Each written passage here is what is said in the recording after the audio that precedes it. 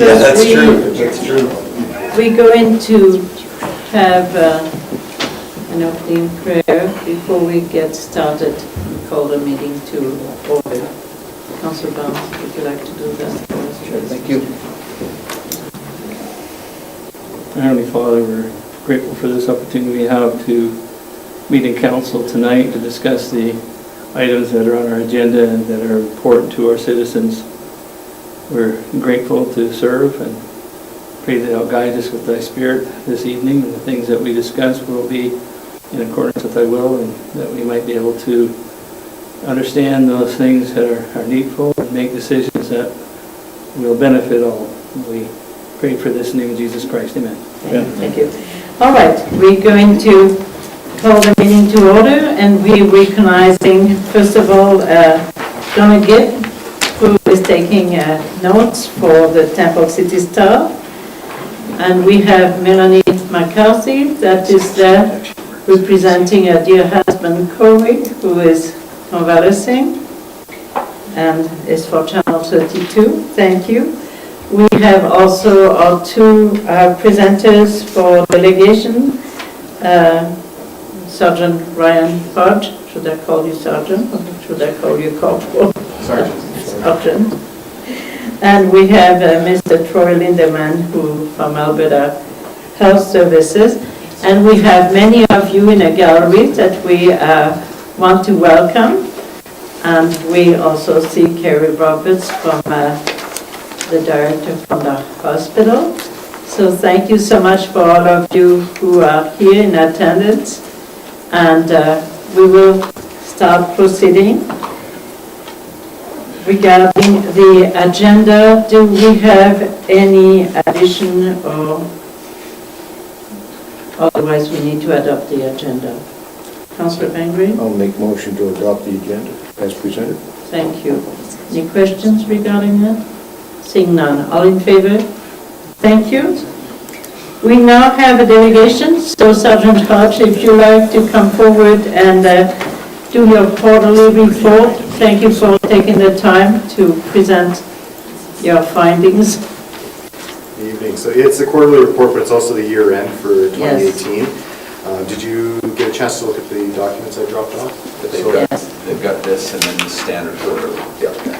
So just, I think looking at year to year over the past 3 gives you a bit better picture of where we're at versus quarterly to quarterly. Right. So when we look at, overall from the last 2 years to this year, our numbers are up slightly. But when we look at breaking it down, specifically provincial stats, non-traffic, so things like your Gaming Liquor Act, Mental Health Act, things like that, those numbers are up quite a bit from last year to this year. Same as things like provincial traffic, which is for the most part self-generated work. So those are just ticket items that we generate through our day-to-day. That's up 182 charges from last year to this year. So that kind of makes up for some of that difference we're seeing from 2017 to 2018. But overall, no real trends or spikes outside of that. So. Yeah, I really understand that all those numbers also reflect how many interventions or in how many files you had to open, which means that you were horribly busy, from what I can see. A little bit busier this year, yeah. Yeah. So, Councillor, do you have questions? I don't know if you can ask this or not, but how do we compare to other communities in Southern Alberta as far as these numbers? We still have a very low crime rate here. Yeah, very low. So compared to Raymond and Fort McLeod and Pincher? Raymond, we are much better off than Raymond right now. I can't say to their statistics specifically, but I know they're dealing with a lot of property crime right now, and in turn a lot more drug-related crime because of that. So we're looking a lot better. About the same as Pincher and everybody then. Okay. Yeah, Fort McLeod would be very comparable to us as well. So. Yeah. Councillor Barnes? I noticed over the overall, our property offenses are down by 20. That's a good thing. So, and I look at some of these things that might be a real concern, that there's some, over last year, some of these are down, like your collisions are down significantly, Oh, they've been going down since 2016, almost 20 every year.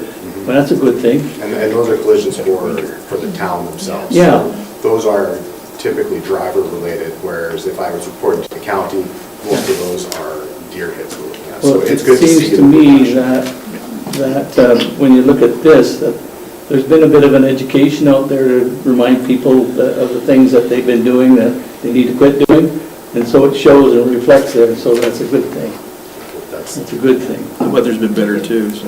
Pardon me? The weather's been better too. So. Yeah, that's true too. Councillor Bengry? Sergeant Hodge, tell me about the files on your drugs offenses, because they're not very high, No. and So- that is very, very good. But how do you determine the file? So those are files that are strictly just drug-related investigations. So they could be trafficking, they could be strictly possession files. So the numbers are low, especially when we look at other communities in the area. So Yes. that's reassuring. And some of those files were substantial seizures we made this year. But overall, the number is low, so it's good. Thank you. Just curious, Sergeant, the overall offenses are up from previous years. Is that a reflection of the activity, or is that a reflection of the commanding officer's increased emphasis versus previous commanding officers? No, it's nothing to do with the commanding officer, I don't think. I believe we had a surplus of resources this year. And resources, I mean constables. So they were a lot more able to be on the street and doing positive enforcement, things like that. And yeah, I mean, I have one officer, he is phenomenal. He has increased our stats quite substantially just on his own. So I think that's the change. But no, nothing to say commander-wise has changed. So. Can you maybe help us understand, you had a staff of 9, is that what you have, or are you in surplus position right now? Right now, we're pretty much flush, so we're You're even at flush. 7 constables. You're 7. A corporal and myself. So we just, Constable Fraser was promoted to corporal this week. Yes? So that position's That's on our filled. congrats to him. In turn, we have a couple transfers this year, so we'll have to look at filling those. So. Okay.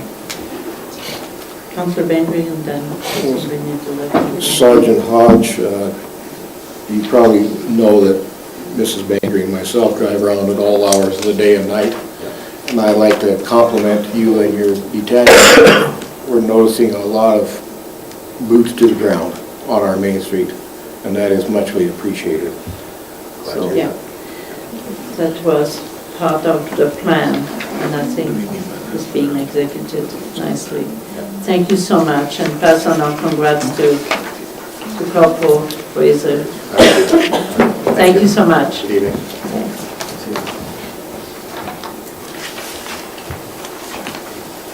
Mr. Lindemann, if you'd like to come and take the podium.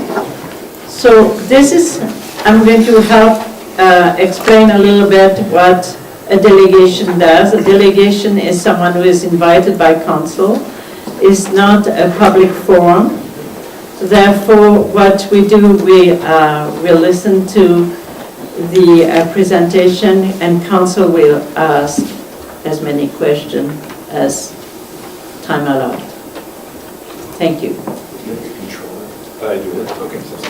I'll turn that one light off. Thank you, Mr. Mayor, and thank you, Council, for letting me present here tonight. I appreciate it. We put together a little presentation via PowerPoint, and then I think if I can run through that a little bit, and then open up for some questions after, and hopefully can give you some good information or take some questions back and get you the answers that you need regarding EMS in the South Zone. A little bit about myself. I'm from the Crozes Pass. I've been in EMS as a paramedic for about the last 27 years. And I'm manager of clinical operations for what I guess an area that used to be the former Chinook Health region. So all of those sites are under my portfolio, and then as well the contracted ambulance services, which I'll explain a little bit during the presentation if you have any questions about that. So we threw this together for the town of Cardston.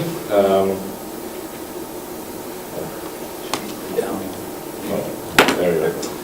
So AHS EMS resources. So EMS in Alberta is a system operated health resource. HS EMS resources are located from different start-stop locations throughout Alberta.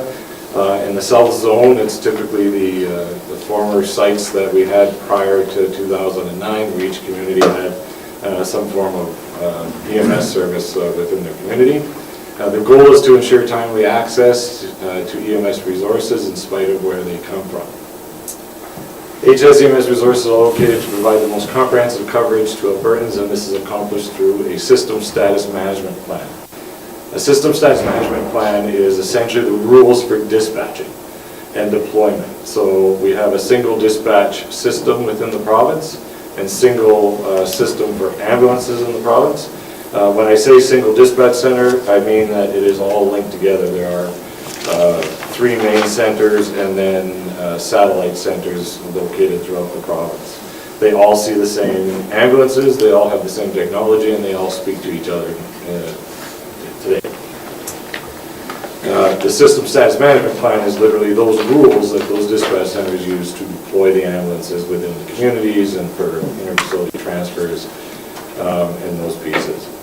Ownership of the resources may vary, and that's where I was speaking towards contracts. So in the south zone and under my portfolio currently, Lethbridge Fire Department, Pincher Creek Emergency Services, Picture Butte Emergency Services, Pagan Emergency Services, and now Blood Tribe Emergency Services are all under contract with Alberta Health Services. Blood Tribe is the latest to join. That was just in October of last year. And we're just moving forward throughout the winter. Community partnerships and engagement are critical to ensuring safe and timely patient care. The patient matters. While response times are important, it is not the one component in caring for our patients. We've learned that throughout the data that we're able to gather. From a quality perspective, what else matters to the patient and the HS EMS responsible for that care includes level of care and the knowledge and the competency of our EMS practitioners. Our skill sets are always increasing and our technology is always getting better. Patient satisfaction surveys, quality improvement initiatives, which include patient care audits, provincial medical control protocol. So previous to 2009, we had 120 medical directors in the province. Currently, we have 1 main medical director with associate medical directors. The 2 for the South Zone currently are Dr. Wes Orr and Dr. Boal Murr from the Lethbridge Regional Hospital. I work very closely with them. Very intelligent guys.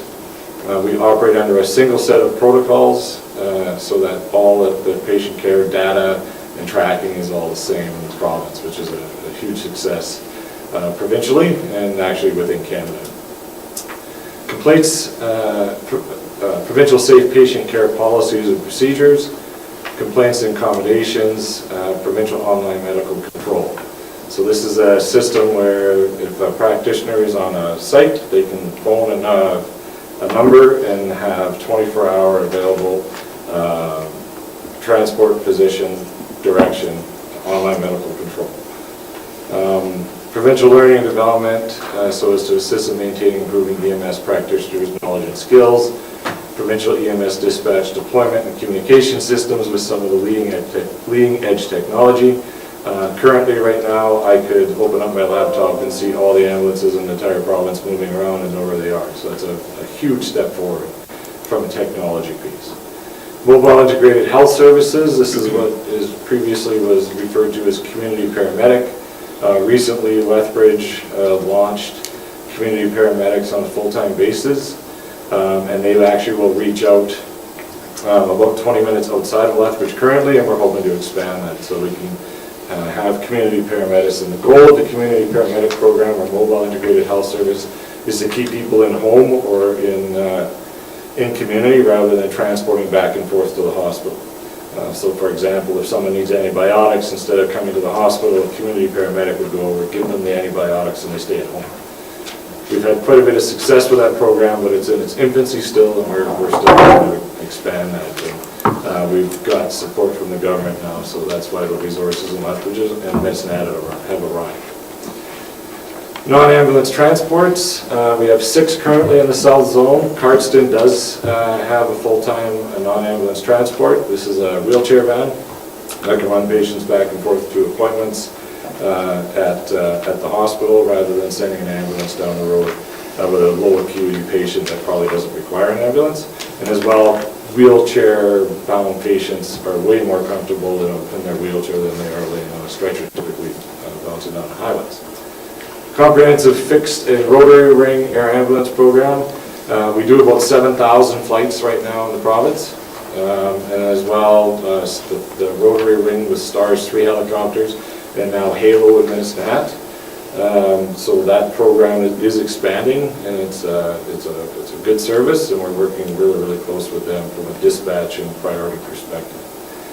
Provincial equipment and vehicle standards, that's always ongoing. We have leading edge technology with our cardiac monitors, IV pumps, all of those pieces that are regularly in an ambulance. Now they're all the same, and they're all doing the same thing, collecting all the same data, as well as transmitting to physicians and departments, which we're seeing a lot of benefit from. A little bit around some of the data. So EMX activity in the municipality of Cardston. So what you're seeing up here is the actual activity that's in Cardston. It's not necessarily the 2 units that are in Cardston doing all these calls. This is all the calls that are done in the municipality of Cardston. So 911 events for the past year, October 17 to September of 18, we had 560 events and 590 responses. So the difference there is basically you might have an event where 2 ambulances go. If there's a motor vehicle accident, that's why the numbers are a little bit higher on the responses than the events. IFT events, 707 with 788 responses. What does IFT stand for, please? Interfacility transferring. So this is taking a patient from the hospital in Cardston out to Lethbridge or Calgary, or conversely, taking a patient from Lethbridge or Calgary and bringing them back to Cardston. These numbers are, previously, we all had in our head when you took one patient to Lethbridge and brought them back, that was one transfer. We don't track data that way anymore because with the system status management and patient appointment times, one ambulance may take the patient to Lethbridge and leave, and then another ambulance will bring the patient back. So 707 events is literally 707 transports, either from Cardston to Lethbridge or Calgary, and then another event, potentially with the same patient on the way back. So when that happens, we're short an ambulance here? Is that correct? What do you mean by short? Well, if they're going off to Lethbridge, when we're down to 1 ambulance, if we have 2 transfers, we have no ambulance. Is that potentially, but I'll, with the system status management plan, which I'll speak to, Okay. I can probably answer that a little bit better. Other events, 15, that could be your fire standbys and those types of pieces. So all in all, Cardston is a busy community. We have 4 similar communities in Crozon's Pass, Coaldale, Tabor, and Cardston, with 2 ambulances based in the community. They're on the same work schedule, which is we call it a core flex schedule. It's a little bit hard to understand, but they're basically on call for 24 hours a day. But Cardston's the busiest of those 4 communities currently.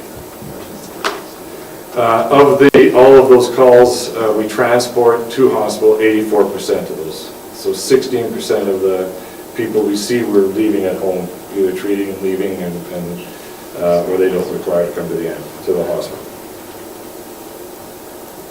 Here's a breakdown in the municipality of Cardston of what units are actually doing the calls. So the 2 main units in Cardston currently are Cardston 4 Alpha 2 and Cardston 4 Alpha 1. They're both advanced life support ambulances, staffed 24/7. They completed 330, the Cardston 4 Alpha 2 completed 336 calls, Cardston 4 Alpha 1, 220.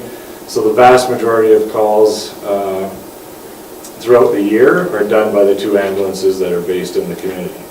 Outside of that, you see the Raymond, or Cardston 1 Tango 3, that's the NAT van, that non-ambulance transfer van. So we're doing 107 in the last year, which is a good number. That's 107 times that we're not taking an ambulance out of the community. We're leaving the ambulances in to use the NAT van to take those other patients. So we'd like to get that to 20 a month, which we're really close. But we're working with physician groups and the deployment and the dispatch to change the parameters on when that can be used. So we're learning. Raymond came in 26 times in the last year, Fort McLeod 15. Those 2 Cardston units for those 14 calls, that just means that the paramedic was redeployed, or we couldn't replace the paramedic. We used an EMT, but the ambulance was still functional. Glenwood came in 9 times, Fort McLeod 5, McGrath, Pincher Creek twice, and those pieces. So when you say we don't have an ambulance left in the community, so that's reflective of that. So what happens is if you have 2 transfers that leave Cardston in a short period of time, so both ambulances leave, the system will try to replace those ambulances with a unit from another community, right?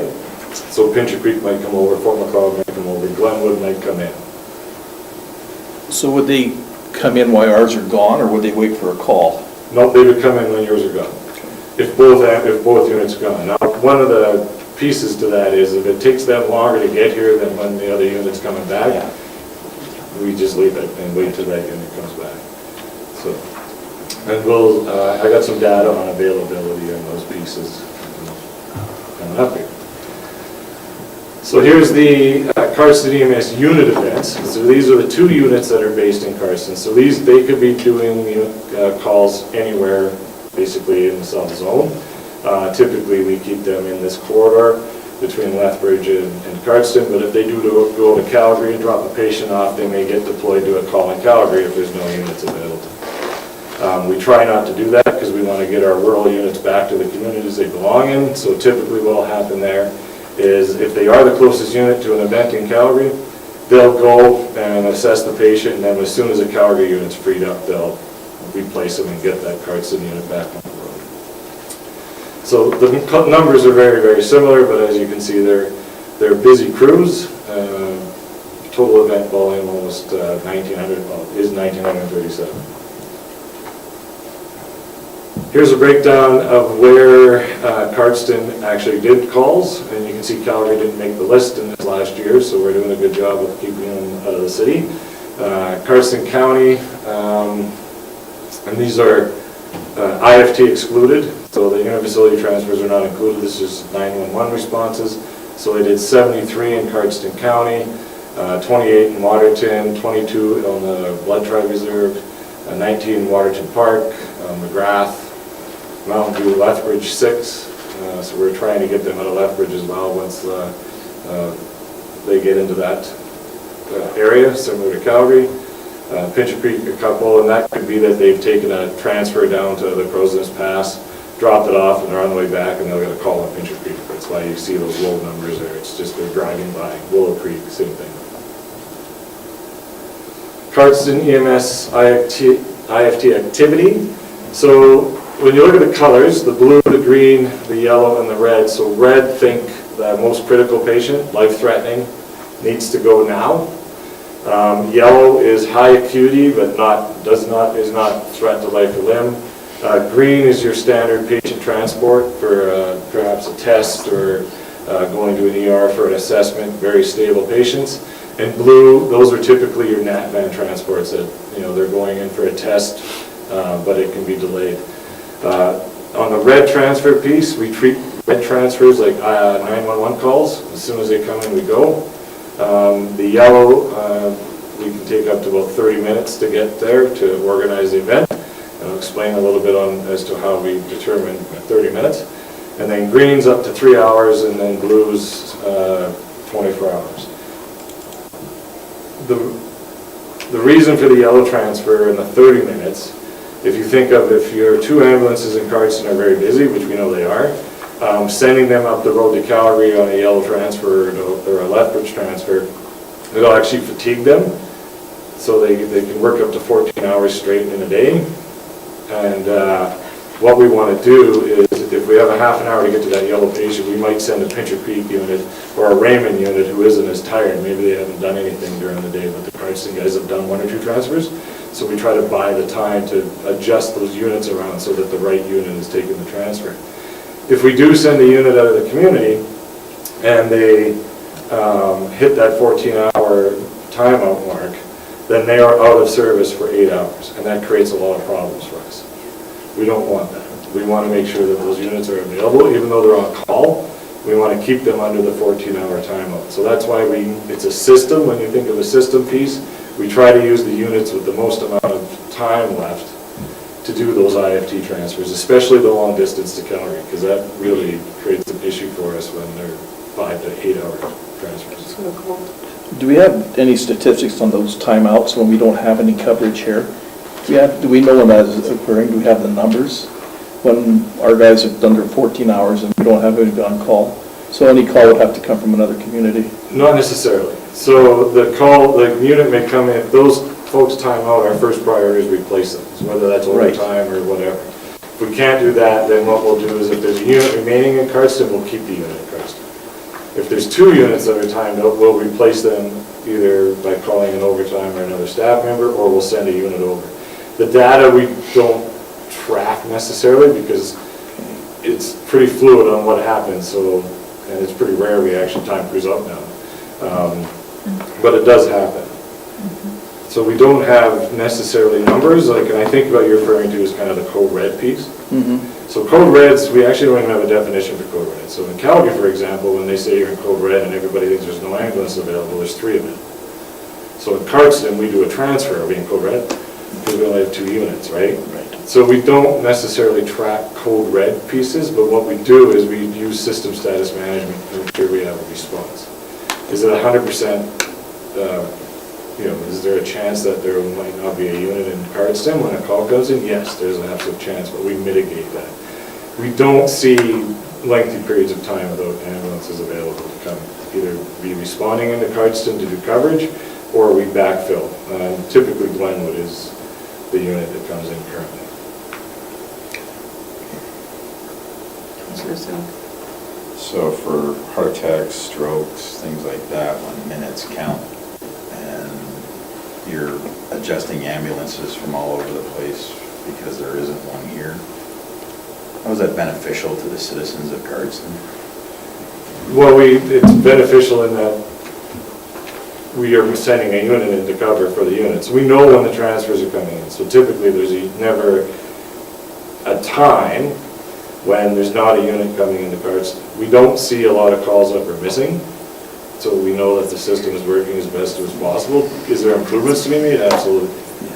Okay, well, I'm not sure that answered my question, because minutes count, not half an hour or whatever. I'm talking about the response times when there isn't an ambulance and they're on their way or you're moving them around. It seems to me that you're kind of playing with people's lives when you're doing that. But we don't see the call volumes to add more resources at this time. So no matter how many resources we have, there's always a chance you're not going to have an ambulance available. So if you look at the next one where it says Cardston has unit availability, so 71% of the time that unit's available, that's just Cardston 4 Alpha 1, and Cardston 4 Alpha 2 during the day is 80% available. At night, 95%, and Cardston 4 Alpha 2 at night, 76%. So what we're seeing is they're on events 24% of the time, and 4% at night, and then 12% of the time, and 17% at night. So I understand this percentages, and go ahead. Councillor Coates, did you want to say something? I know it's a difficult situation you're facing. I've been on council since 2007, off and on. When I was first on council, it was we were fire and ambulance before HS took over. A 24-hour coverage, 90-second response time. Since that time, HS took over. We were coverage from 7 to 11, 90-second response time to ambulances. Since that time, it's slowly eroded.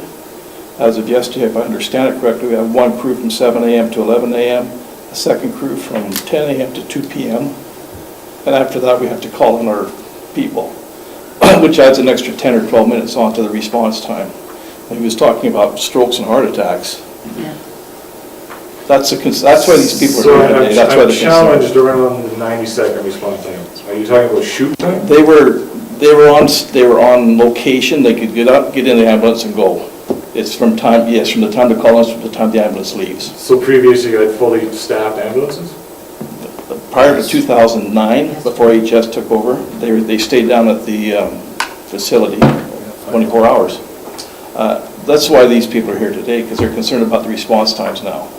Because now, if we're talking a heart attack and we have to wait for a crew to assemble, that's a good 10 or 12 minutes. And that's the concern. Oh, and I understand, it's a concern. And that's the biggest concern I have. And that's why we're looking into that, where it's a provincial system. So currently, right now, with the Core Flex crew shift, because that's what you're talking about, is Core Flex. Yeah. Right. So with legislation that's come in and all pieces and the 14-hour timeouts and all that, to have guys stay at a hall for 24 hours is, well, it's illegal. Yeah. So the other piece to that then is, when do we add resources so that they're fully staffed 12 hours a day? And so that right now, provincially, there's a working group that's trying to determine that since the legislation came in. So I can tell you Cardston's a priority in my area, and I'm, pushing the data, and Cardston's on the top of it because it's probably one of the busiest sites that we have. I just look at this and think, if I'm going to have a heart attack, I hope it's between 7 a.m. and 2 p.m. Other than that, Well, the thing is, previously, when you said that we had a staff from 7 to 3 and then 3 to 11, so the previous slide showed that only 4% of the calls happen between 19 after 7 o'clock. So we realigned the crews to cover more calls, from 7 till 3, and then from 10 till 3, or 7 to 3, and then 10 to 6. With the timeout piece and the 14-hour, we had to adjust again. But one thing you need to understand is that when the crews assemble and they're on an IFT, they're still not here. So historically, it was usually an on-call ambulance that did that call anyway. Now, I'm not saying that's an answer. I would love to have 12-hour cars. well, at one time we did, but Yeah, but But you did a Core Flex 18-hour shift. before HS took over, yeah. Yeah, which isn't realistic. Okay, Councillor Selk, Councillor Bengry. I'm curious why you don't just go with straight 12-hour shifts. We would love to go straight to 12-hour shifts, but from a provincial perspective, we need to add that many more resources, because there's a lot of Core Flex sites in the province. So that's under review right now because of the legislation changes and all of those pieces. But the on-call system is in place, and there's a review going on to prioritize that across the province. So Claire's home has 12-hour shifts, Nan has 12-hour shifts, they're in the southern zone.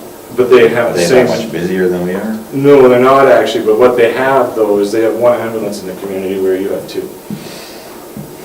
So they do one ambulance with two 12-hour shifts. So that, those communities, and I know that my colleagues are looking at that in the Calgary zone, their communities are without any ambulance for lengthy periods of time. Okay, can you give Councillor Bengry a chance? Troy, do we have a contract, Alberta Health Services, with Blood Tribe? Yes. Okay, if that's the case, they always have an ambulance standby just over the hill here. They run 12-hour shifts in. But have we got services with them? Why can't they be called in? They can be. So if there's no, and actually it's one of my priorities right now is to work with Jason Aubrey to understand that. So when the reserves are contracted with Alberta Health Services, they typically do agreements with their deployment models. So, but part of that agreement is if there's any Echo or Delta call, so those are high priority calls, and they're the closest ambulance and assembled, they will come into the community and do that call. We want our units to be doing those calls as much as we can when they're available as well. So if there's no ambulances in Cardston, those Blood Tribe units, if they're closest to the call, will come in, for sure. Well, that almost contradicts what you just said a few minutes ago, that there are going to be times when we don't have ambulances here, and yet we do have an ambulance here, which is Blood Tribe, and they are trained EMTs. They're coming in. Blood Tribe will respond into Cardston if there's no units here, and they will respond into Cardston when it's an Echo or Delta call, when they're the closest ambulance. And the hospital is aware of this? Yes. The leadership within Alberta Health Services is definitely aware. Councillor Selk. So Blood Tribe will respond? Yes, but we are... Sure of that. Yes, they are contracted to respond in, but we are currently working with that group to ensure that they will respond. So with Flex and the Core and the on-call, what distances do your crews have to come from? How far do they all live here in Cardston? They're all readily available within a couple minutes, or? Yes, you have to be able to respond without undue delay, and that's in the collective agreement. So one of the pieces is they have to live within the municipal district of the municipality of the site you're working in. Now, it's come to my attention, there was one member that actually lives in Lebanon, and we're addressing it. And you don't have any other relief for any of the others that live in Lethbridge or outside of this area that come here? If casuals are assigned, then they stay at the fire hall. We provide living quarters and all that for casual employees. So there's the 4 people that are on the ambulance need to be within the community. All right, all good question and comment. Would you like to carry on? Sure. Thank you. So what I was talking about was this is the amount of availability, the amount of time they're moving, and the amount of time they're on event. So we know overall the units that are assigned to Cardston, the total amount of time they're on event is 14%, and 3% are moving or out of service, and 81% they're available in the community. The Cardston 6 Alpha 3, that call-in unit, that's the unit that we call in if there's a lengthy period of time that there's no unit in the community. As you can see in the last time, the total is 3 hours is all we've utilized that unit. So we're able to get units back into the community as fast as we can and trying to maintain them here. Cardston response time for life-threatening events. So the P50 response ITV, which is the 50th percentile, so that just means that the 50th percentile is that all the calls are either that number or less 50% of the time. And then on the 90th percentile, you can see it's 20 minutes plus. That means that 90% of the calls are less than that amount of time. So that's something we want to improve. But currently with the forward on-call piece, it's very, very challenging with the on-call. That's an argument to go to add more resources into the community. But it's a provincial community, so it becomes pretty challenging. All right, so here is a question for you. We are politicians, you are not. It behooves us then to write and state our concerns to the proper authorities to let them know we're concerned about those numbers. Correct. Thank you. Yeah. Hey, one of the things we haven't talked too much, we haven't talked about at all, is the opioid situation. It's a serious situation. I was recently, just before Christmas, at a meeting where a lady from Lethbridge who's very much into the opioid situation, I can't remember her name, sorry, but we know that it's a very time-sensitive issue. When an ambulance is responding to an opioid situation, and it could be, both ambulances could be gone right now. They're gone for a lot longer than a lot of these other situations. How do you deal with that? Because that's a whole new thing that's come, and we know that the south zone in this area is the highest opioid situation, crisis situation in the whole province. So I'm just wondering whether you and your colleagues have been bringing this into the situation and discussing that, how the money, being politicians, we're always concerned about where the money's going to come from, right? But when I look at this, I say that there's not enough resources being put out there to help offset this situation, because there's always going to be, and it has been for the last few years, a real situation. I mean, we know what happened in standoff, 31, situations. They didn't have enough ambulances to take care of all that, and it was a real sad situation. And that scenario could happen anywhere within this area, within our county. right? And so I think when you go back and have your discussions, you need to discuss that, how there probably needs to be an extra ambulance here in this area to offset that situation, because I don't think there's enough with two. But this is why they have the one on the road. Yeah.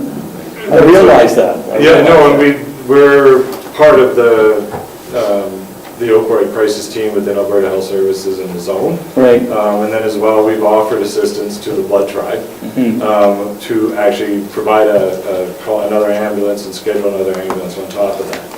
They've declined, and they feel that they're handling the situation is good, but I'm continually messaging with Chief Aubrey to offer assistance if they need it, we'll put it in there. Our volumes within Cardston on the opioid piece haven't hit a point where we could add another ambulance yet, but if it does, we will. Okay. So there are circumstances, if we see a number of emergency calls, we do see a spike in transfers at times, and my supervisors have the green light at any time to call another ambulance in if we see transfer volume, or if we see ER call volume where I don't know how to put it, you just see those spikes sometimes during a certain weekend or a holiday event or whatever. We absolutely have the authority to bring another ambulance. So, and we've done that in other communities. All right, Councillor Selk, Councillor Bengry, go ahead. Okay, that last slide that you showed us, Troy, with this response times, level of service and all that, how does this compare with like an urban center, like a Lethbridge or a Calgary? It's similar. You don't see that the P90 will be a little bit less with the urban centers, just simply because of the amount of the resources they have. We know in Calgary we're over-resourced for the number of calls, but we're under-resourced with the wait times in the hospital. So you'll see their numbers similar, but for different reasons. So we're higher because of the on-call piece. That's why we're higher on the P90. You said that you don't measure the code red times. There's no tracking in that. Is there a reason why? Because code reds means different things in different communities, so everyone measures it differently. From a community perspective, I think I mentioned in Calgary, for example, a code red means that there's 3 ambulances or less left. We've never really defined geographically or population-wise what that means for a community. So code red is not, it gets really confusing because everybody thinks code red is there's no ambulance going to respond ever. And that's not the case. But the system status management plan, there's always an ambulance responding. It's a matter of time that it takes to get there if they're from other communities. Yeah. So is it code red when we bring Pincher Creek over to Cardston? I don't know. It's code red if they're just leaving Pincher Creek and there's a heart attack in Cardston. But that's a hard thing to track when you start talking about all the communities within the province.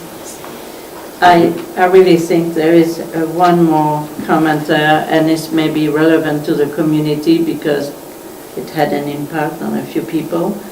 And so, Councillor Bengry, if you want to talk about it. The mayor stated previously, just a few minutes ago, we're politicians, you work in the system.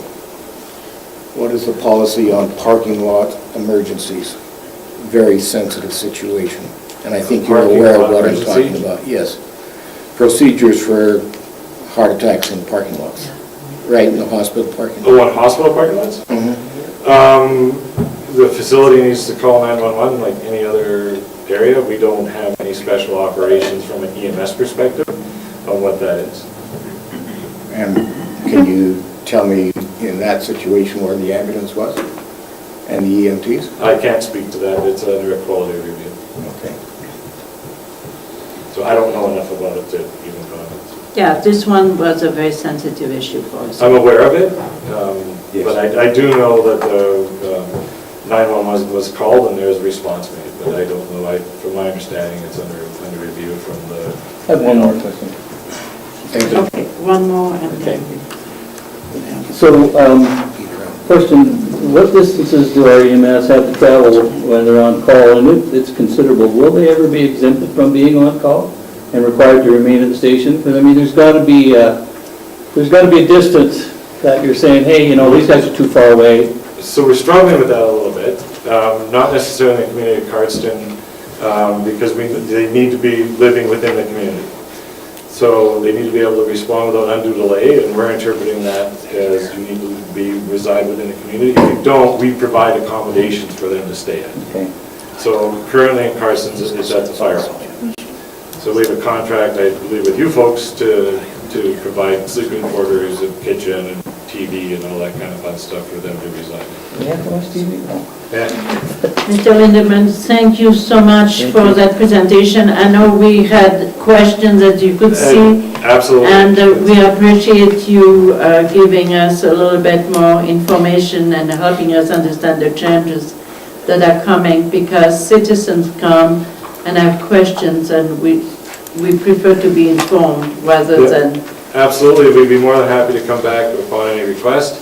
I will say that if you go to ahs.ca and just search EMS, there's a lot of the answers to the questions that you have are there from a provincial perspective. And we're doing our best to provide citizens with good EMS in this community, and it is a priority for me to work to get more resources here, because it's a busy site. And I appreciate that, so we will keep you accountable to that. Find a way to get us more resources. I don't know if doing my best will get it, but I'm trying. Well, you know, we all doing the same, trying to get the best service for our community. Our people are important to us, as it is in every community. So thank you for all what you've done. Thank you. And your presentation. Thank you. I believe you have my contact information. If you have any questions, please feel free to shoot an email or give me a call. So, Thank you for taking the time. You bet. Thanks, Troy. All right, we are going to carry on right now with the rest of our meeting. So if members of the gallery want to move on, it's fine. If you want to stay for the meeting, you're more than welcome.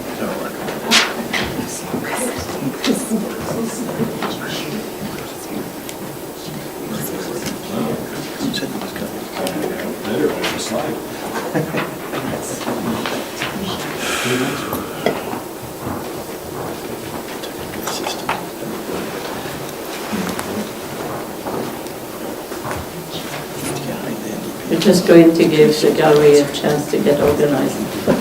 Thank you. All right. We have the minutes of January 8th, 2018, or 19, sorry, I'm a little bit behind times. And if you like to make a motion to approve them, would be appreciated, Councillor Brown.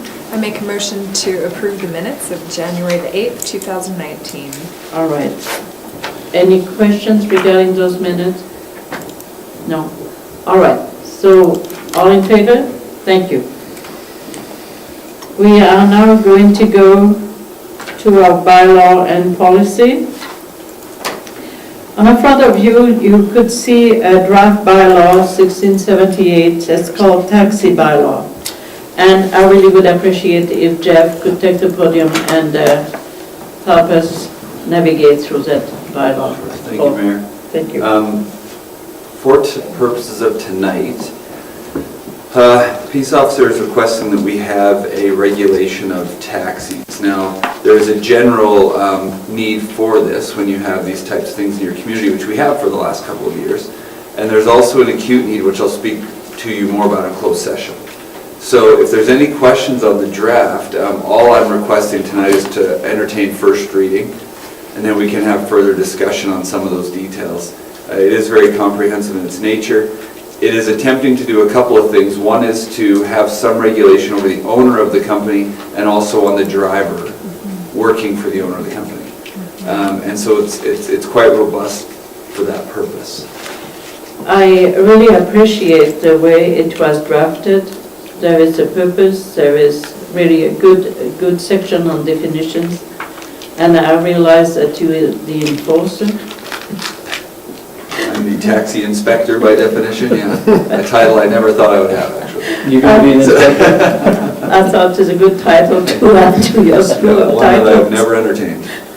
We expect you to wear boots and spurs when you're doing that job. Yeah. I also appreciate the recall that there is for someone who might not see eye to eye with a peace officer, there is a section there that allows for council to be debriefed regarding a problem if we need to sort that out. So I appreciated that. Councillor Bengry. So Mayor, I'll make a motion to approve first reading of bylaw 1678, the taxi bylaw. Thank you. Are there any questions that you would like to ask? I might be behind times, but do we actually have a taxi in town? We have had We do. for the past 2 years. Yes. Just haven't made use of it. All right. Okay, so there is a motion at the table. All in favor? Thank you. Thank you. So if you want to carry on with That'd it, be good for now. thank you. 6B, Council Policy R86.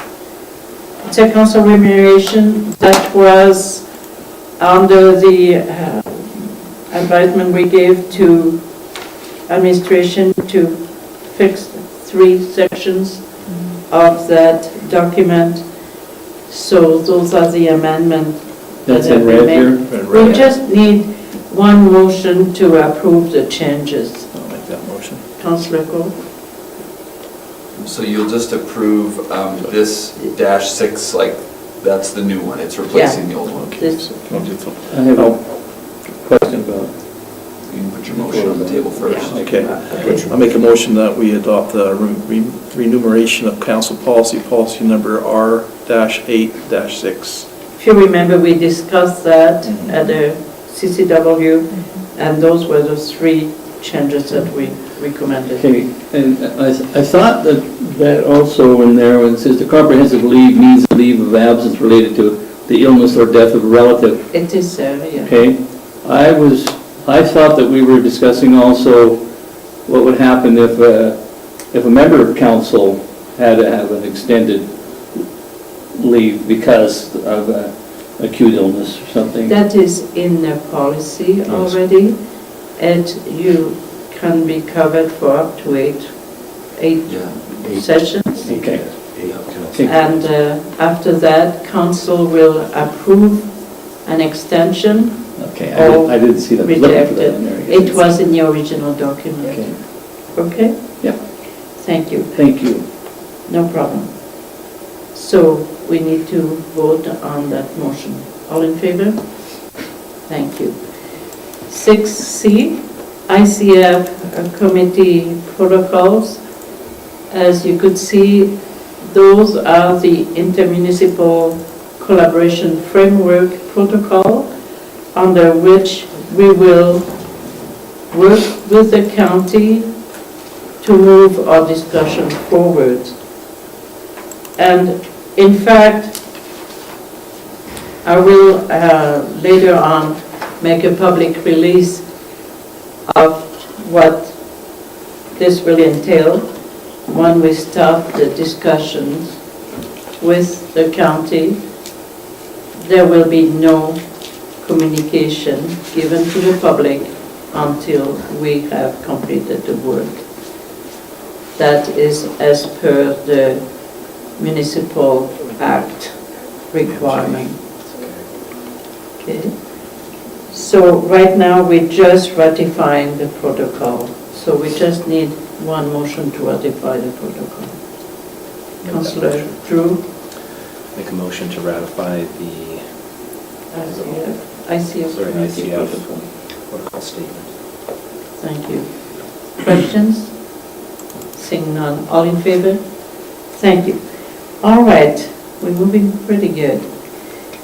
6D is a draft bylaw 1676. Now, we could pass all the motion to approve that because it's not affecting members of the public. It's affecting the committee. That is a subcommittee of this council. So it just needs to have first reading, second, allow for third, and third.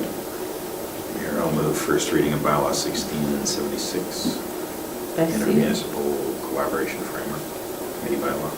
Thank you. Questions? All in favor? Thank you. Councillor Brown? Make a motion to approve, to second reading of bylaw 1676, intermunicipal collaboration framework committee bylaw. Okay. All in favor? Thank you. Now we need to allow for third reading. Councillor Brown? I move to allow third reading on bylaw 1676, Okay, I see. ICF committee agreement, Bylaw. bylaw. All in favor? Thank you. Councillor Bengry? I'll move to third reading Oh, on bylaw 1676, intermunicipal agreement committee. thank you. Bylaw. All in favor? Thank you. All right. Now we have under 6E, Policy Review Committee recommendations. Councillor Brown, do you want to talk about that, or Councillor Bengry? I don't know how you want to go about it. Councillor Brown, do you want to go about it? Go ahead. Okay. We met Okay. we met with our CAO, and it was an interesting meeting. If you have the notes in front of you, you'll notice that we're rescinding some bylaws, and we're doing some others. One of the biggest policies that we had to review was our council procedure bylaw. And we let it slide today until we had this review. And in the council procedure bylaw, when we make additions or before we adopt the minutes, we always call for additions to the agenda. Under the MGA, I believe it is, number 25, council must vote to adopt the agenda prior to transacting any other business and may add new items to the agenda by a 2/3 majority vote or delete any matter from the agenda by a unanimous vote.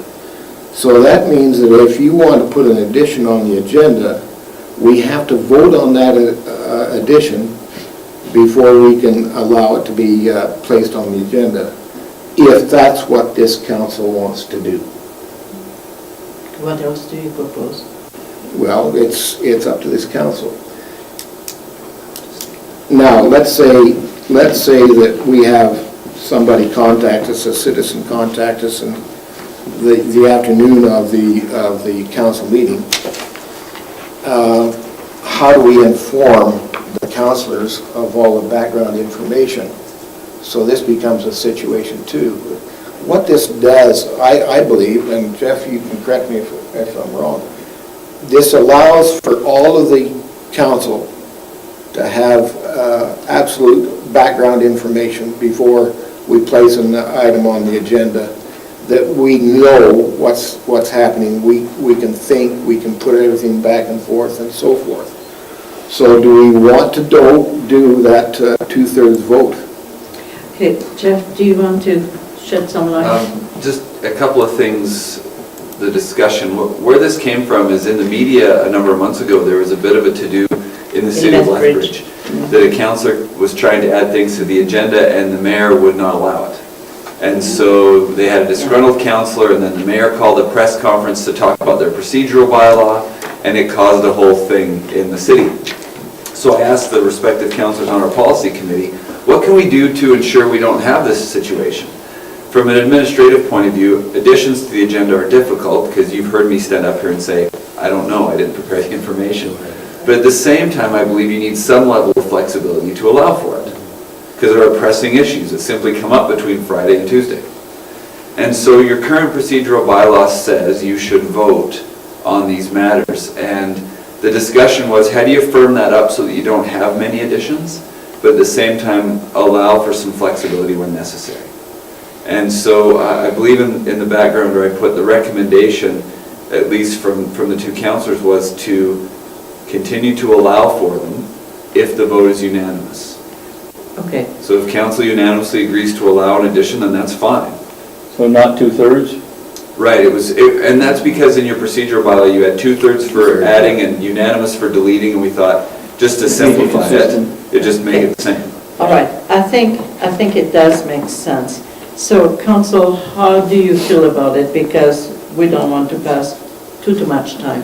I don't have a problem with it because I don't think we've had an issue really, because we've had additions to the agenda after we explained to the council why we need to have that addition, and it's never been really an issue. So I don't have a problem with that, Okay. and with the unanimity, I think it's great.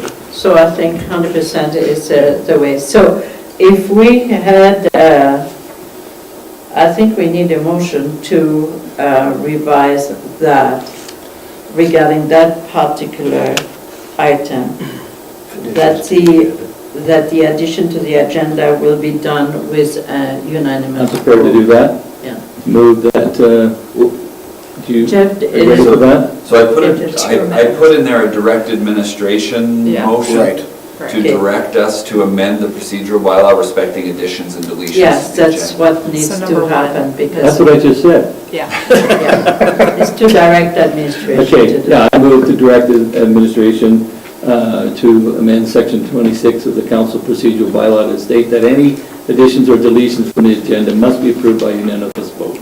Okay, excellent. Any other question regarding that? Just on the whole policy, just on the definition where it talks about in camera, are we still using that phrase, or is it closed No, session? it will It's be closed session changed. There is a section B, I believe, that says anywhere it refers to that is now closed session. Gotcha, Yeah. okay, Yeah. it's just still in there, Yeah. so. Yes. Okay. With that addition, I would suggest that we try very hard to let Jeff know before the meeting. Yeah. Give him some kind of a heads up. It's very important, I Yeah. believe. And he will do the same for us Yes. as much as possible. Okay. All in favor? Thank you very much for the change. Councillor Brown, do you want to take the next one, or is Councillor Bengry still doing it? It's up to you. You guys decide, you work together. I Councillor don't Selk. know. Yes. In the interest of time, I would just recommend, or I will make a motion with fear and trepidation, that we rescind policy B6, reshaping and leveling of town Thank you. boulevards. It's really for the A huge impact on this community going forward. Okay, all in favor of this one? Thank you, I know we've discussed that many times. I can There do the is- next one. Please go ahead. I make a motion to rescind policy C25-1, council operation policy. Okay, and the reason is because we have Right. a protocol that could be written. Correct. So, Well, and just important, it refers to like your 1/3 tax exemption, things that don't Yes. exist anymore. That's Yeah. right. all right. Yeah. It's irrelevant. So protocol will cover that. Yeah. All in favor? Thank you, and there's one more. Councillor Baum? I make a motion to rescind policy C-9, code of conduct and ethics policy. Okay, so it will be replaced with an administration policy. Correct. Okay, all in favor? Thank you. All And right, that- well, that's not bad. As a question, that Oh, new sorry. administration policy will be brought to us Yes. for Of course. a vote? No, Right. that's an It will administrative be- policy. Okay. That one, you might review it, you Yeah. can That's look what I- at it. You'll be made aware of it, But we yes. Yeah. won't be Made aware approving of it. it. But Yeah. it will be up to administration Okay. to make that policy. We can look at it, we Yeah. can be made aware of it. Yeah. One of the reasons it's being rescinded, councillors, we just did a whole code of conduct bylaw for you as Yes, councillors. we have So we it. pulled all that out of that policy, and it was simply like 3 lines talking about employee code of conduct. Yeah. But it was still a council policy. Correct. So I'll just bring back the employee code of conduct piece as an admin policy, but you have a bylaw now under your code of conduct that Right. you've already passed. Okay. Thank you. All right, thank you. Now we can move a little quicker there, possibly. We got one more policy, Mayor, and that's policy GN-015, the flag policy. I don't We have didn't it make here. any, we It's didn't not make any there. recommendation on that. Okay. I Thank don't you. have it. Okay, Moving on? we're moving on. We're going under 7, other business. So the Community Foundation of Lethbridge has an event coming up in March. And it has been a tradition to have Jeff and I go there. The reason being that we're always recipient of grants and they'd like us to kind of sponsor their event. The cost is $50 for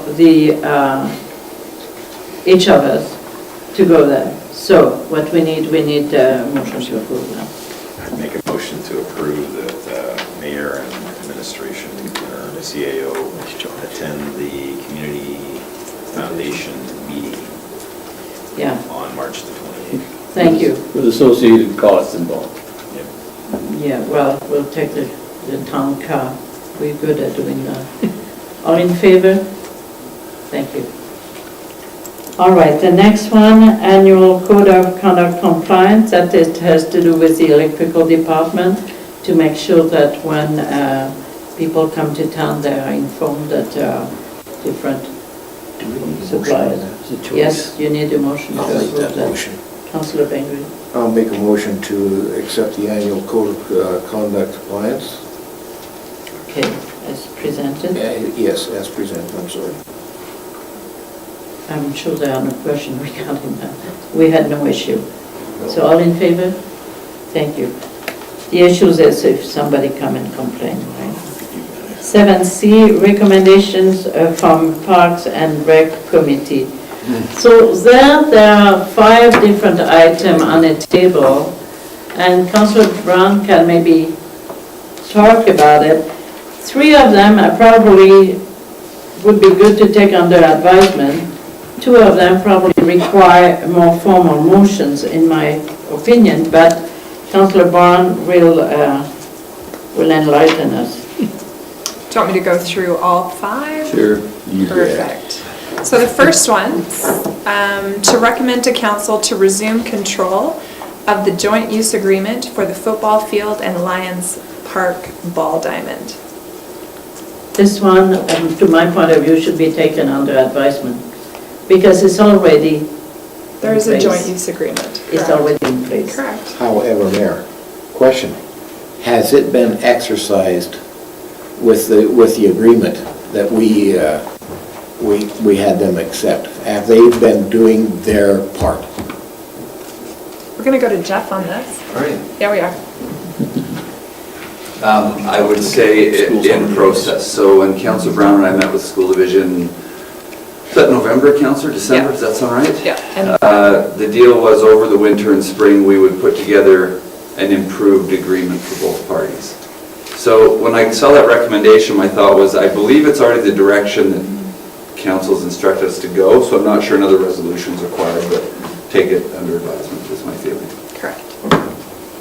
And to answer your question on that, if I can, Mayor. Oh, absolutely. It was, were the town of Cardston residents happy with some of it? No, not necessarily, which is why we're looking into it, which is why we're looking into having a better joint use agreement with them so that we can hammer out who exactly is doing what, and so that we can, rather than point fingers, we can say, well, right here, you're, taking care of the Gophers, or whatever it is. So it's taking the agreement and giving it more Correct. substance. So Which then seems to be consistent with what the school division wants as well. they were all Yeah. on board with that. Yeah. They had no problem when we met Right. with them. Okay, well, that's Yeah. okay, So then this- we were- Go so- ahead. so then Hold this- on a second, we have a question there. Sorry. Jeannie? Yeah, I just wondered, in your communication with the school division, did you discuss the condition of the football field, Yes, and what was their response to that? they were doing their best with what they They're had. doing their best, and did you say that their best wasn't good enough? We discussed that we were having more discussion on. Okay, the so that hasn't football gotten to that point yet. Okay. It's for their Takes time. program. Okay. It's their program that field. you. It's not ours. Yeah. It's not our Yeah. program. There'll come a point where we need to be able to say, you're in charge, you look after it, don't complain to the town when it's not to your satisfaction. Yeah, exactly, because that was, I think that's the key. I think lots of people assume that the town of Cardston, as I did before I knew, my kids were playing on that football field, I thought, what the heck, town of Cardston needs to be doing a few things, right? Until I tried the shoes You've been on. enlightened? Now I'm a little more enlightened. Okay, and we move on. I don't want to belabor this, but Councillor Brown, it is my understanding that our Parks and Recreation Department is spending a lot of time down there doing things that the school division should be doing. Is that This right? will be hammered No. out, and I don't believe. I think once we kind of help them around to do some cleanup, Yeah, Randy, no. spring cleanup, but Randy does a fantastic job, Yeah. Randy Russell, but this is not his area, Okay. and he's very good about that. So Okay. number 2, if I can. please go ahead. Number 2, to recommend to council to increase the ball field rental rate for teams to $140 per team for 2019. Okay. Previously, they felt that they were looking at, $120 it I was just was. going to say, $120. And they talked to Jenna Farrell and different people that have been in other communities, and we realized that ours wasn't enough. And so they felt that upping it from 120 to 140 was way more reasonable. And it was in the ballpark. Is that for tournaments? Literally. It was for the use of Mhm. the park, yeah. Make a motion to direct administration to amend Amend. the fees and charges policy accordingly. Thank you. Questions? Seeing none, all in favor? Thank you. All right, the third point, I think we should take under advisement also. Okay. But, up to you, Can I speak to it? please. So number 3 was to recommend to council to support a closing summer softball tournament for families and youth, with the proceeds going towards upgrades for the ball fields. So one of the committee members brought this up because they felt like it would be a great way to bring, they struggle with Heritage Days and it being only certain people can play. And they felt like if we did something like this at the end of the season, that it would help bring more people together and unite them, and your family can play with my family even though we're not related. And so they felt like that's why it was brought up. Yeah, Which I I think don't is valid. really think it requires a motion. I don't think it does. We don't need a waiver of any kind, so. Nope, yep. They're not special fees for one or the other, So then, it's the same I for just want all. to know, what upgrades are you talking about for the ball fields? There's always something they need to do. Just like shale? and correct, Yes. whatever's that type of needed. stuff? Exactly. Whatever needed. Fields. Exactly. But that wouldn't include the ball diamond down at the Lions Park, but would it, because that come under the school jurisdiction, right? But they be responsible for those upgrades, or is the town? It's under their agreement right now. It's under theirs, right now. okay. That's kind of what I wanted to know. So number 4, to recommend to council to support a men's rec hockey tournament at the end of the season and to waive all ice fees, with the proceeds going to the Ag Society for the Heritage Days Rodeo for prize money. Now before, we have people yelling at me on this one. Just breathe for a minute and let me bring up what I brought up last year when we brought this up, is that It's a good one. we're asking I also sit on the Agrodome board, and we're asking them to come up with new ideas and to help progress them and to help spring them forward and be able to have more money in the bank and be able to do more things. And by having more rodeos and having more events, that brings money back into Cardston. I was just talking to a local businesswoman on Main Street, and she said, because I was questioning whether or not how much business we actually get on Main Street from the rodeo, and she said 100% I need it. So to that, this is why we're doing this. I really support that very well, but we need a motion. I'm making that motion. I don't want to make the motion, I want to ask a question. Okay. And you can Okay, make the motion. and you can we're ask the going to question. make I a assume they'll question. run this We will have the question after. Okay. Councillor Up Selk. on this tournament. Yeah. I move that we support a men's rec hockey tournament at the end of the season and waive all ice fees with the proceeds going to the Ag Society for the Heritage Days Rodeo for prize money. So that was done last year. Correct. That's the same. Correct. I'm just trying to connect the dots here. How do you hockey and rodeo together? Well, it's just a fundraiser. It's a It's a moneymaker. fundraiser, so are you charging people to go in because there's no ice fees, right? So So how, what do you have raise the money? can I speak to that?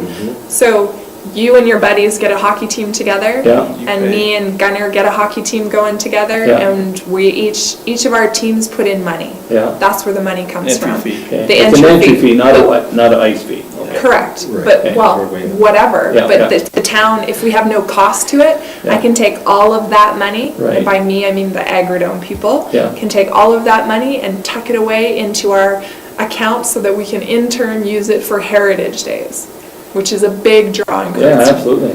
So, Gotcha, okay. If you ever watched an Oilers Flames game, it is a rodeo. for the love. All right. Especially on Saturday night it was. So, all in favor? Thank you very much. Now, the last one, to me, we should take under advisement also. So the fifth one was to recommend to council to readdress the joint use facilities agreement regarding rates charged and to recommend charging an annual amount for all facilities. Okay, so that came from Dean Sommerfeld who made that motion, if I remember right. Correct. And I really believe that's part of the renegotiation package with the school board. It was talked about before that, so. Right. Yes. So this is why I think, let's Agreed. take it under advisement and allow for the process to take place. Okay? All right, thank you so much. Councillor Brown, sorry to have put you a little bit on the spot. It's all good. Okay. The next one has to do with 7D Alberta Association of Police Governance. And as you could see in your background, in the past, Councillor Creed and I had gone there because we were trying to understand if we could have a committee that was struck with citizens to be able to work in conjunction with the RCMP. Well, in fact, through provincial legislation, we cannot have such committee. It is not doable. So therefore, we are not sure that it is worthwhile for us to carry on funding that body and going there. The only thing that I can say that was maybe of a benefit is that there are many members of the Blood Tribe committee that are there, and their chief of police is there. So it's a little bit of a way to access people that you don't have a chance to access otherwise. So that's the advantage I can see, but it's far away as Medicine Hat. So our organization that we meet with, you have your police committee, not a commission, it's a committee. You're going to continue on with that though, right? Right.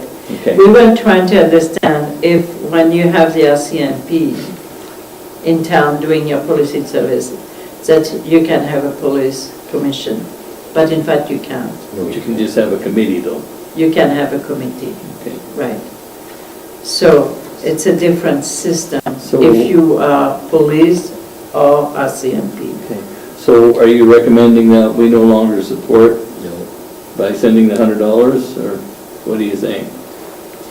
I would like to understand that. At this point, it's up to council to decide is it worthwhile for us to carry on or not. What's the recommendation? I'd like to know. Is it worthwhile? She just said it She was. just said, That told you, Pardon me? the only the mayor just said that thing. it was, we had the Blood Tribe Chief of Police there and Right. other police bodies there. And it's only $100, so. Yeah, Councillor Selk. just make a motion. Well, just in reviewing the The- agenda, there is a presentation on First Yeah. Nations board collaboration. and Yeah, except we cannot assist to that one. We can, Listen to we it. can attend. Can't we? Really? I would like to make a motion on this. I make a motion that we support Maggie Kronen, Mayor Maggie Kronen, and administration, don't cuss at me, and administration to go to the Alberta Association of Police Governance with the fee of $100,000 With a fee of $100. With $100 membership fee. Shopping night. Yeah, we all have to grip our water. Wow. Okay, I will tell you, maybe we'll give it one more try, but after that, I think we have to make a decision for or against. Can I just ask a quick question? Yes. So is this $100 something that we annually Yeah, do? we So have. it's not like Yeah. it's a new... No, I mean, it's not going to break the bank. It's more Which is my going point. there, which is for me, So you're going to attend? well, if that's what you want me to do, I will. Well, I'm in cahoots with Councillor Selk in the fact that they're having that presentation, and you're gonna see a lot of communities there. Oh, I have been there. And I've I been think there, it's- and I it's think it's- interesting. It's very good networking too, so to give us an idea of what we need to do in our community. I just need clarification here. Is that a two-part motion, Councillor, where we're going to continue to be a member and you're asking that the mayor be allowed to go? And when somebody It's all on, part of the same thing. Yeah. If and you one go there, person you from the have to be committee, a member. right? Correct. Yeah, I know, but is that a And one of the two-part- councillors from the committee? It's a two-part motion though, where we're going to Or can it make just a be one? membership fee and that you're going and we're going to approve you going? I see what you're getting at. Do I need to split Yes, it? you're correct. Do I need to amend it? Yes. Friendly amendment, if you Friendly will. amendment will be to include the, Procedurally here. Shem, withdraw our motion and then make a new one? yeah, you could do that. Oh, okay. That's what I think we could do. And that would be my recommendation, a friendly amendment, that it be a two-part motion Okay. with the membership fee and the mayor's attendance at the... Separate. Yeah. Okay, all right, so you're making two motions?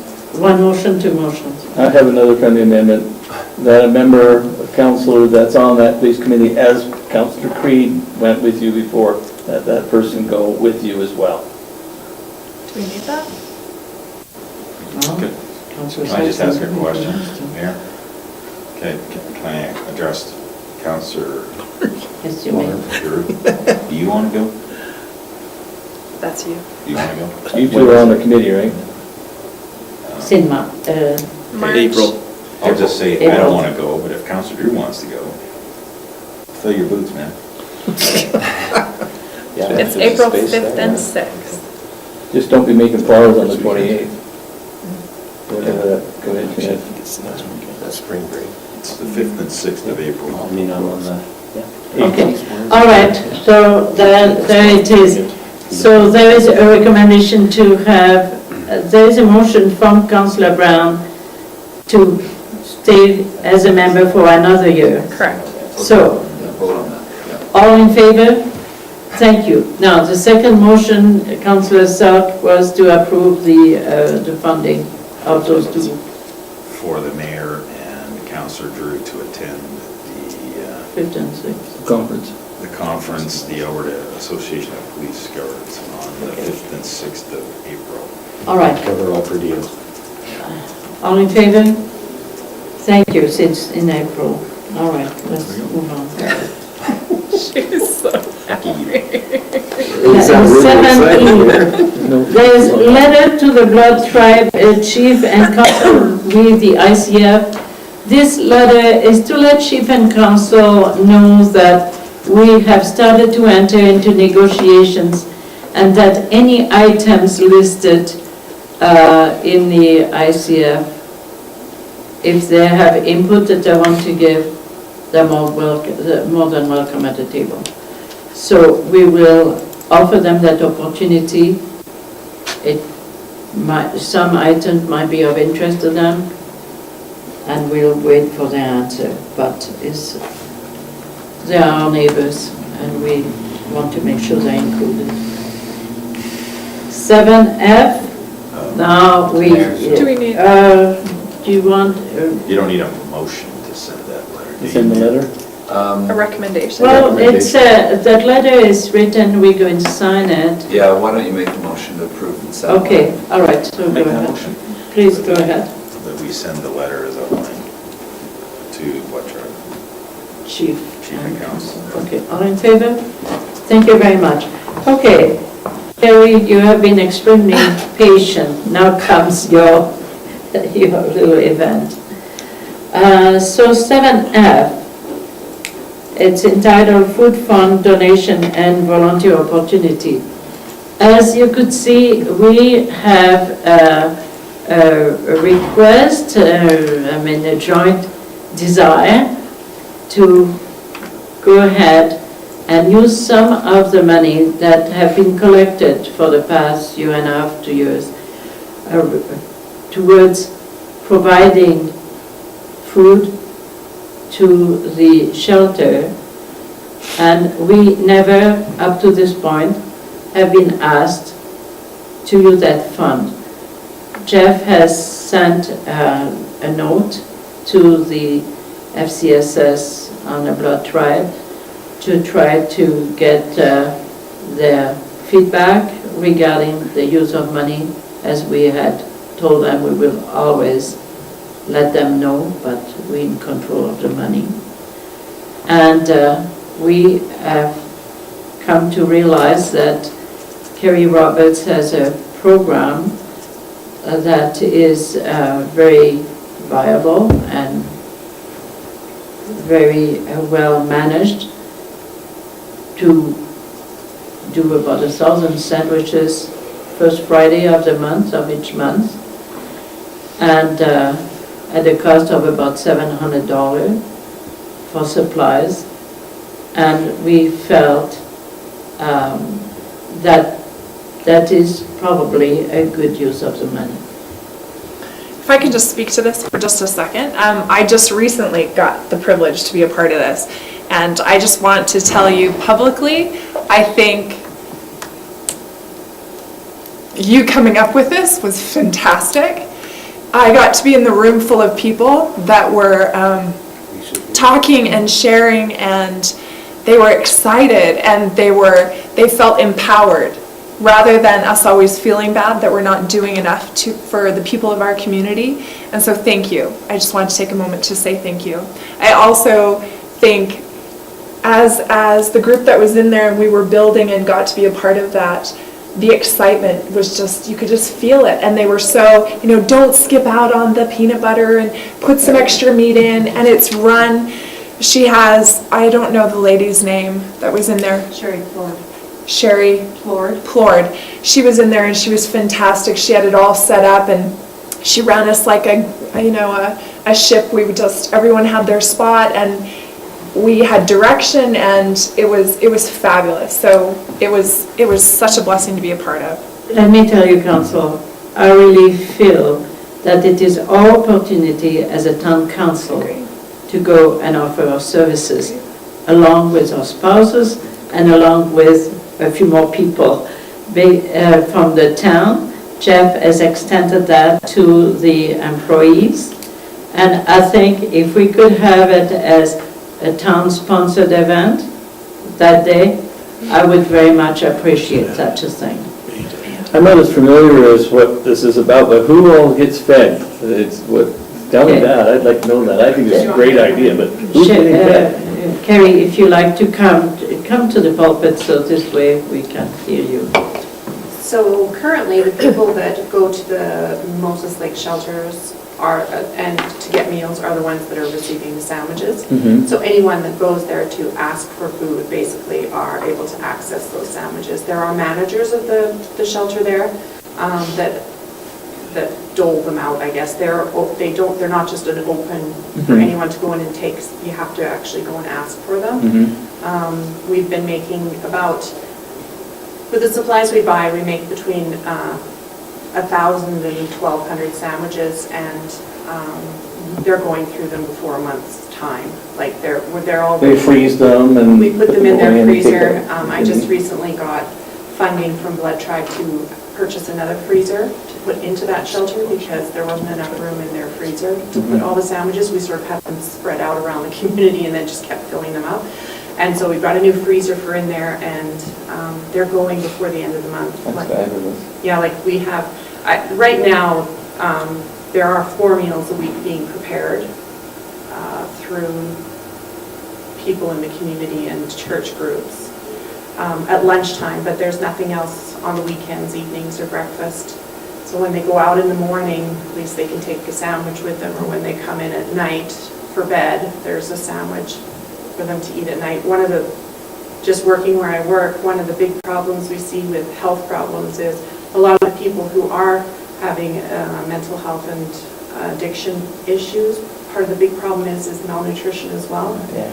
And as one of the basic needs of human life, this is just one way we can help support.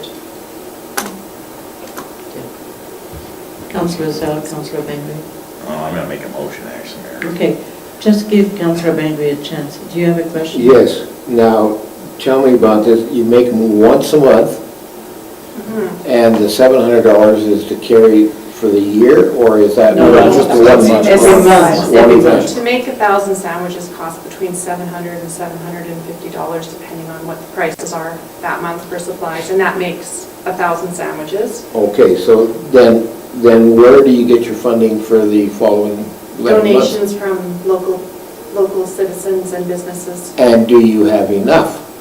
Well, this will be our 4th month, and we've had enough to be able to keep it going for 4 months. Our goal is to do it every month, and every month I have a Facebook page where I put out calls for donations or businesses that would like to sponsor a build, which is why I approached the town to see if they would like to be involved for one of the months.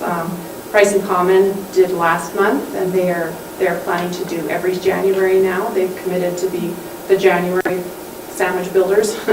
So it's got a lot of great feedback, because I think what Councillor Brown said is true. People want to help, they don't know how, and this just gives them a forum. 100% of the money goes to the supplies of the sandwich. It's all volunteer, and so you know that when you donate $20, it's going to go straight into food that can.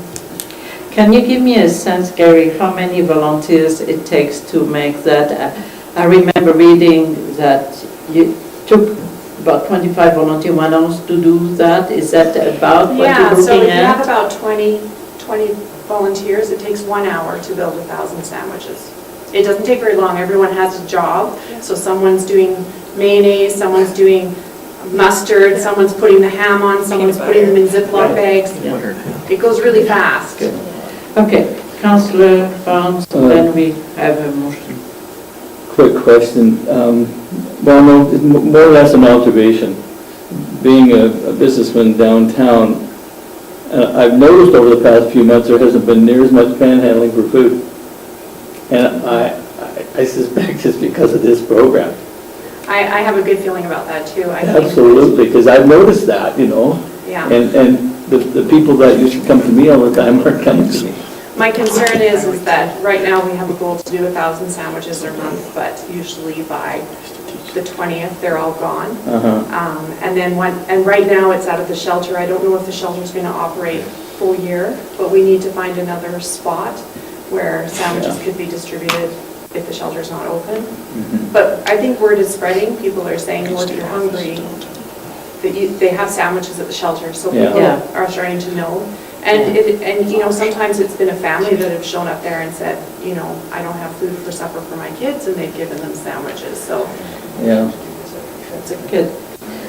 Great idea. All right.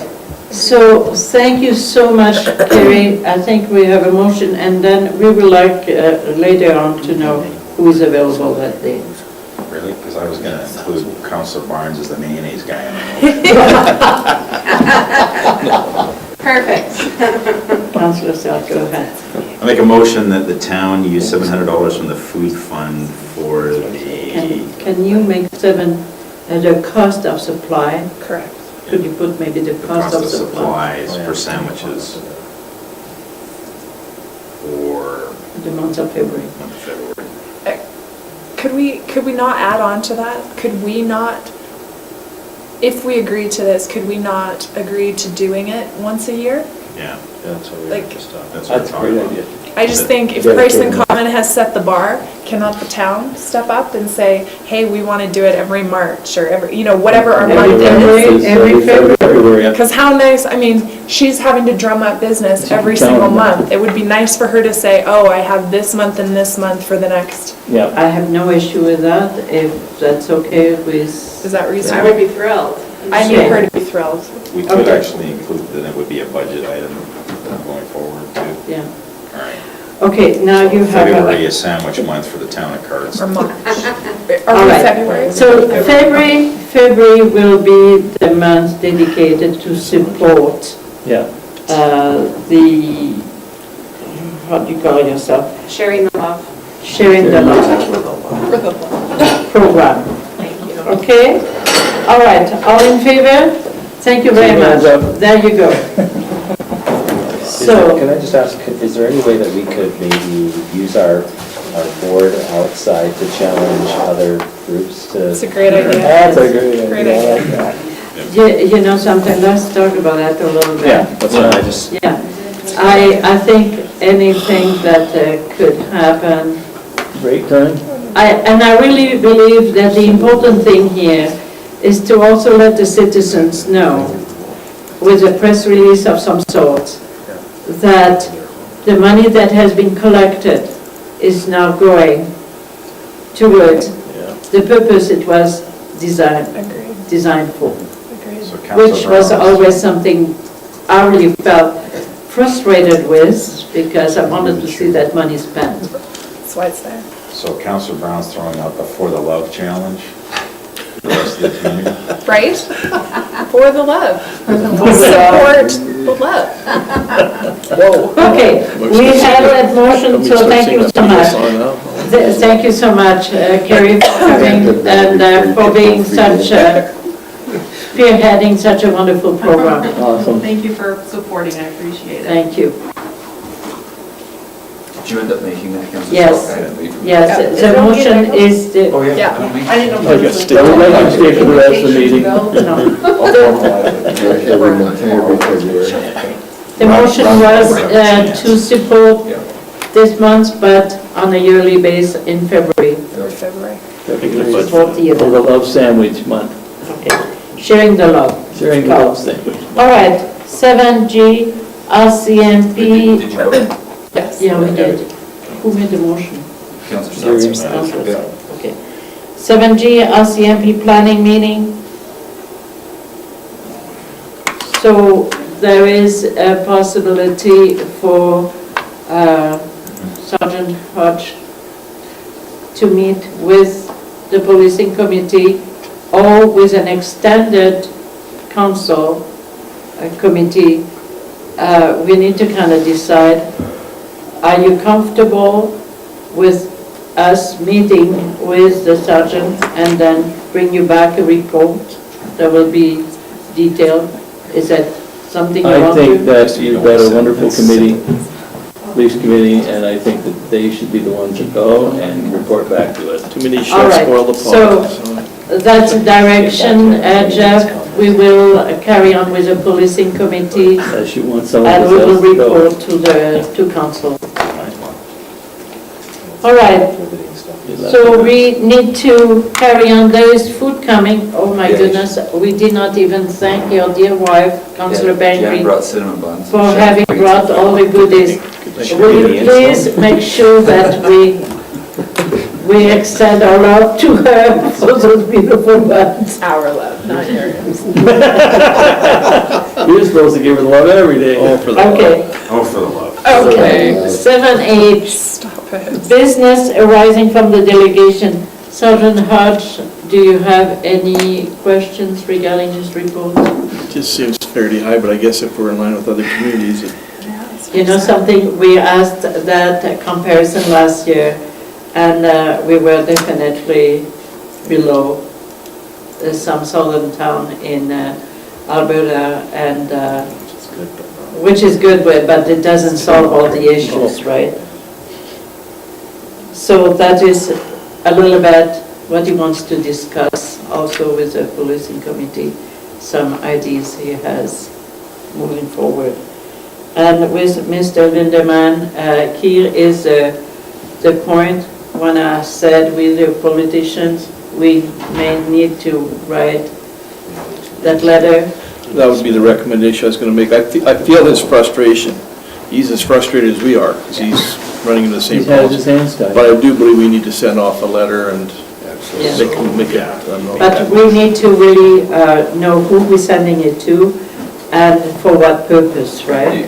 You have a motion on the books That we can- that had, That I was believe, the- MLA, MP, minister, Prime maybe Minister. cell And, phone. yes, That- that's Anyway, we had correct. a list, and you simply state it until this presentation. If you would like that to commence, we'll do that. Yeah. Yes, do that way. All right, are you Okay, so comfortable with that?